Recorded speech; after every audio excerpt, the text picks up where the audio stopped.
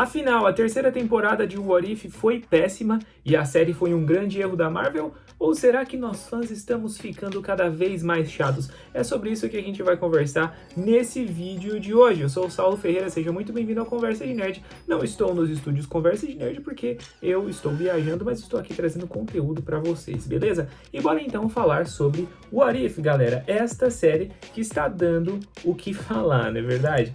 Vamos aqui analisar então as 3 temporadas. Eu vou comentar então um pouco de cada temporada e responder essa pergunta. Será que a Marvel falhou? O que a Marvel estava pensando quando ela produziu essa série? E por que tem tanta gente reclamando, né? Vamos analisar aqui, ó.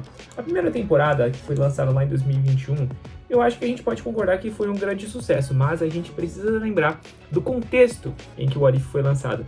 Nessa época a gente estava tendo a primeira temporada do Loki, que foi um grande sucesso e é realmente uma grande produção, mas a gente também estava naquele hype, naquela loucura, naquele surto que foi o Homem-Aranha Sem Volta para Casa, né? Que ia trazer o Tobey Maguire, o Andrew Garfield e todos os vilões dos outros filmes, né? A gente já tinha esse contexto de multiverso muito hypado, e o What If veio apenas para acrescentar. Então eu acho que o timing foi muito bom e favoreceu a primeira temporada. Porém, lá na segunda temporada, né, em 2023, eu ia falar o ano passado, mas nós já estamos em 2025, né? Então, quase há 2 anos atrás, nós tivemos ali uma grande decaída. Por quê? Essa série começou a partir por certos caminhos que não levaram a nada e teve o grande erro de focar demais na Capitã Carter. Nós vamos relembrar todos os episódios aqui, mas dando, né, uma overview, uma visão geral, o grande problema da segunda temporada foi esse, né? E o crossover que funcionou muito bem lá na primeira temporada, né, de juntar as tramas dos episódios para um episódio final em que eles iriam lutar, né, juntos contra um vilão em comum, no caso o Infinity Ultron, isso aqui não funcionou muito bem na segunda temporada. E aí nós temos a grande cereja do bolo, seguindo aí essa grande decaída, que foi a terceira temporada, né, galera? Eu acho que os 2 últimos episódios foram os melhores, né, que apresentaram uma coisa diferente. E teve também a questão do Vigia, né? A repercussão dos atos do Vigia. Isso foi muito legal. Só que foram episódios ali com personagens muito secundários. Eu vou admitir pra vocês que eu dei risada assim. Eu gostei de algumas referências que os episódios fizeram.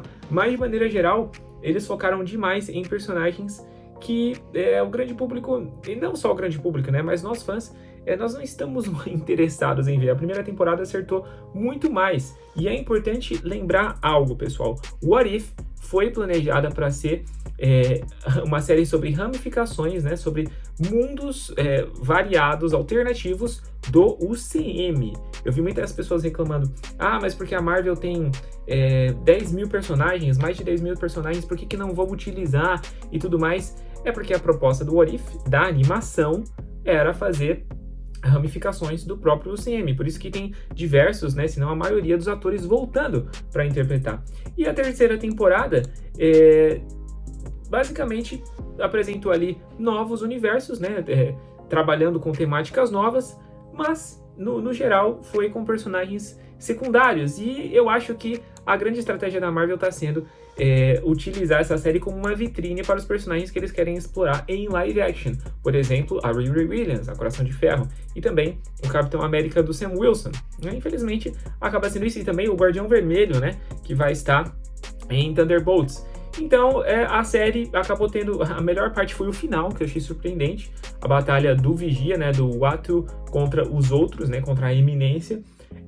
Mas, infelizmente, a série começou muito bem e foi decaindo. Vamos aqui, então, fazer uma overview dos episódios para a gente comentar o porquê que não foi tão legal. Vamos começar aqui pela terceira temporada, que foi a mais recente.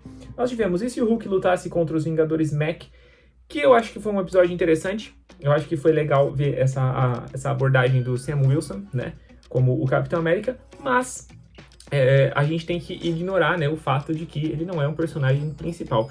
E isso aqui é muito estranho, e o mesmo problema acontece aqui no episódio da Riri Williams, que eles estão trabalhando versões alternativas dos personagens, né, ou esses personagens em universos alternativos, mas são personagens que ainda nem foram estabelecidos. No caso da Riri Williams, ela apareceu apenas em Pantera Negra Wakanda Forever, então, tipo, ficar trabalhando com ela numa versão alternativa, no mundo alternativo, sendo que a gente nem tem a personagem principal, né, o essencial, o básico da personagem apresentada, é bem estranho, porque a série dela nem lançou. E o mesmo acontece aqui com o Capitão América do Sam Wilson, né? A gente nem teve filme solo dele. Eu não sei se isso aqui é um problema de adiamentos, né? Um problema de calendários, mas é uma coisa que realmente acabou interferindo. Na primeira temporada, deixa eu voltar aqui, estou dentro do meu Disney Plus, a gente tem versões alternativas do T'Challa, né? Do Pantera Negra, que já tinha sido apresentado e explorado, do Tony Stark, do Doutor Estranho, o Killmonger e do próprio Ultron, também do Thor, né? Que era mais comédia, mas, pô, era uma coisa mais legal. E a Capitã Carter funcionou muito bem no episódio dela, porque era a história do Steve Rogers, mas agora da perspectiva da Peggy, né? Porém, isso não funcionou nas outras temporadas, né? Voltando ali para a terceira, quando a gente olha, a gente tem ali o Capitão América do Sam Wilson, que foi pouco apresentado. O episódio do Guardião Vermelho, eu vi gente reclamando do estilo de comédia, mas acho que foi um dos mais legais, viu? A questão da interação dos dois e de como a história ali se conectou, tirando o final, né? Deles se juntando ali com os Vingadores clássicos. Eu acho que nesse universo os Vingadores tinham que ser diferentes.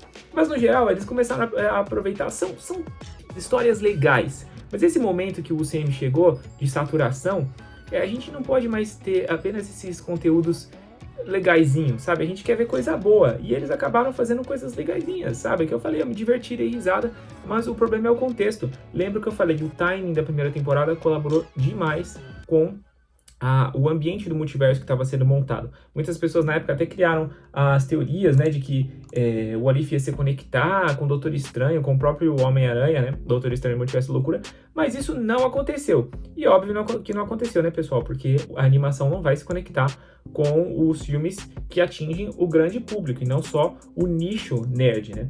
Mas então a terceira temporada chegou nesse ápice, né, nós tivemos ali o Kingo do Eternos, que já não foi tão bem assim, junto com a Agatha Harkness, sabe, realmente, e esse aqui que foi muito bizarro, né, do Howard, o Pato se casando com a Darcy, galera, isso, assim, eu acho que foi, pela parte cômica foi muito legal, tem várias referências, os Zeus aparecendo, o Thanos, por essa loucura foi legal, mas a maneira como eles conceberam o Pato foi bizarro, né, porém, uma coisa positiva foi a personagem Birdie, né, que aparece lá no episódio 7 e no episódio 8, eu gostei dela, achei ela bem carismática, é uma personagem original da série, assim como a Kahuri, né?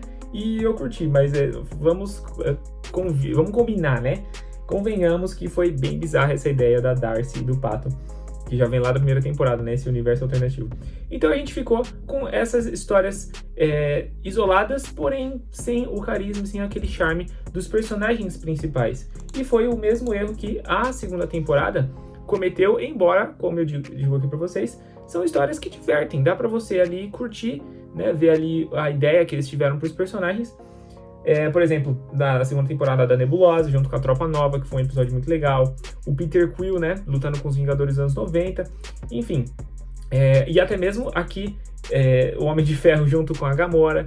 Entendeu? Tem esse charme especial dos personagens que a gente gosta tanto. E a terceira temporada foi a que mais falhou nisso, né? Eu não sei se foi realmente um erro de planejamento, né? Aqui nós ainda tivemos até a Feiticeira Escarlate, o Loki, o próprio Capitão América, o Steve Rogers, né, interagindo com a Peggy. E aqui na terceira temporada, pelo menos, né, eles colocaram a Capitã Carter apenas no último episódio para meio que fechar esse ciclo. Eu acho que até fez sentido isso, né? Mas na segunda temporada ali, eles pesaram a mão demais e o interesse da série caiu. Mas, galera, é o que eu falei. Tem muitos problemas envolvendo a produção do What If, né? Não é tipo assim, os caras decidiram fazer um negócio ruim e é isso aí, acabou. Não é. Tem todo esses bastidores, esse cenário desfavorável para Marvel de tudo que aconteceu, que a gente está sempre falando aqui.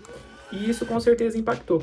Mas que eles utilizaram esses personagens aí para tentar alavancar o live action, no caso da Coração de Ferro e do Capitão América do Sam Wilson, e isso eles realmente fizeram, só que acabou sendo um tiro no pé, né?